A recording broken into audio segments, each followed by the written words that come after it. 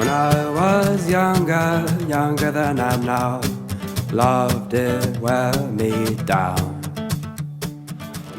Ffilm Cymru Wales is a social enterprise. We believe that film is for everybody, and we help people who want to make films to get their films made and seen, and we help audiences across Wales see those films in all sorts of different places, whether it's venues or festivals or community pop-ups. We also do film education, and that's really about stirring that early imagination and both the possibility of working in film and seeing film.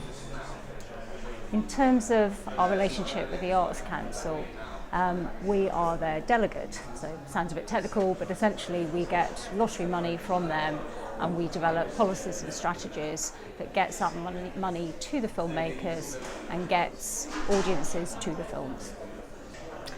The film industry in Wales is really thriving right now. It's a real growth sector right the way across the UK, and it's a very mobile sector. So the filmmakers here are working in Wales, elsewhere in the UK and internationally. We do a lot of co-production. About a quarter of our films are European co-productions, in fact. One of the ways that the sector is really developing at the moment is we're seeing more cross-fertilisation between the subsectors, and we're doing quite a lot of work in that area. So we have an approach that we've developed called Magnifier, which is about making the most of good ideas. So the ideas that the filmmakers bring to us, we really encourage them to think about their wider potential, whether they could develop other kinds of content around them. It might be a photographic exhibition or an education resource or a game, for example, and we help connect them with people who work in those other sectors.